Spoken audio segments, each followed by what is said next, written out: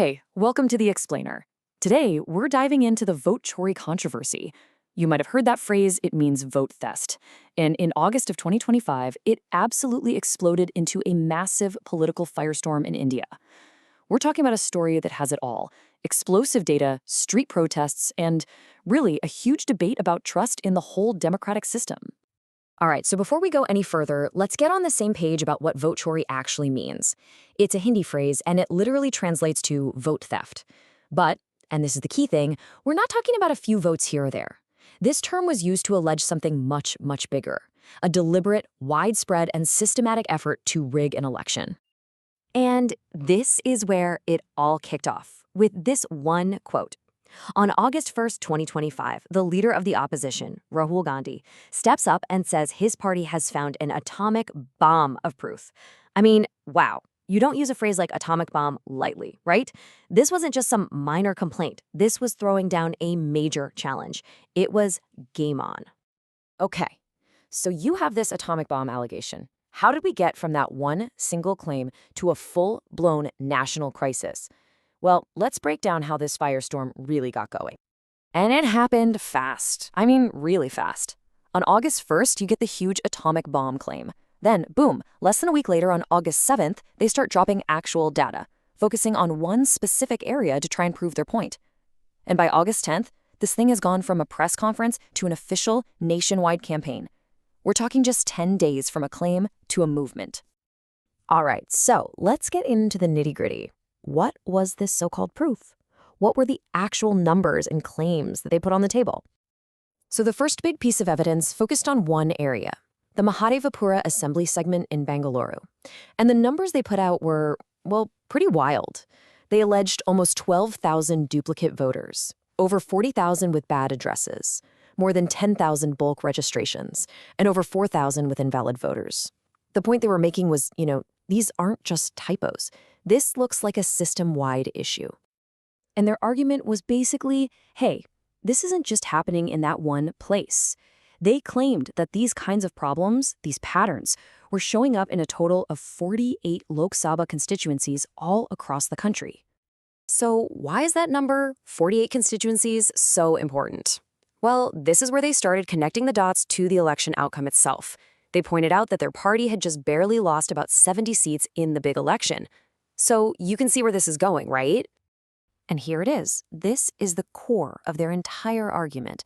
Those 70 or so seats they lost, the margins were incredibly tight, all under 50,000 votes. So their logic was simple. If you have tens of thousands of these questionable registrations in a constituency, as they claimed, that is more than enough to swing a close race. And if you swing enough of those races, well, you change who runs the country. So, armed with this data and this argument, they didn't just stick to press conferences. Oh no, they took it to the streets. They launched a website, votechori.in, basically asking the public, hey, see anything weird? Tell us. They announced plans for a huge voter rights march, and they started organizing all sorts of local events like signature drives and even torchlight marches. This was all about building public pressure. And the way they talked about it was really powerful, really personal. Just listen to this quote from the Congress President Mallikarjun Kharge.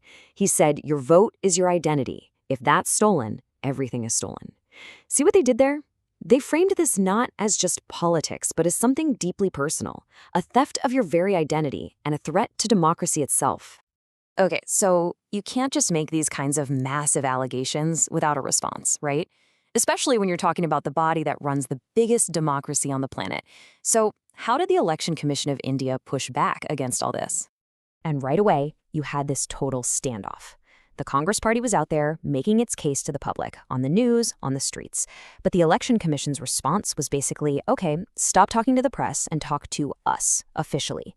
Their position was crystal clear. Put your proof in a formal legal document, an affidavit, or retract the whole thing. And the Election Commission did not pull any punches. First, they said that using dirty phrases like vote chori was basically an insult to every single voter. Second, they doubled down on their demand. Give us a formal affidavit with proof. They also started publicly fact-checking some of the opposition's claims, calling them misleading. And finally, they pointed to all the work they do to be transparent, trying to show the system was sound. So, you've got two sides just dug in, right? Neither one is backing down an inch. When that happens, well, the argument tends to spill out of the press rooms and right onto the streets. And that's exactly what happened next. And again, things moved at lightning speed. On August 10th, the opposition launches their campaign website. The very next day, you have around 300 opposition MPs literally marching to the Election Commission's front door. The protest turned into a confrontation, and police ended up detaining some of the top leaders, including Rahul Gandhi himself. Now, the ruling party, the BJP, wasn't just going to sit back and watch this happen. They came back with a powerful counterpunch. They essentially accused the opposition of hypocrisy, saying, hey, you're complaining about these irregularities? Well, we think the same kind of issues helped your leaders win in their own key districts, like Raebareli and Wayanad. It was a classic look-in-the-mirror argument. So, as you can see, this whole thing quickly became about way more than just numbers on a voter roll. At its heart, it turned into this massive, high-stakes debate about something much bigger, the integrity of the entire system. And maybe the most important question of all, who do you trust? So if we step back and look at the whole picture, it really boils down to four key parts, doesn't it? You have the initial allegations, all based on that data from Mahadevupura and other places. Then you have the public campaign, the website, the marches. After that comes the official pushback from the Election Commission, demanding a formal affidavit. And finally, the political explosion, the protests, the arrests, and the counterattacks. That's the whole story in a nutshell. And all of this, it leaves us with a really big, fundamental question. This whole vote chori drama really put a spotlight on the absolute bedrock of democracy, which is trust. It makes you wonder, when that trust gets shaken so publicly, what does it actually take to prove a vote is real, to truly validate the voice of the people? It's definitely something to think about.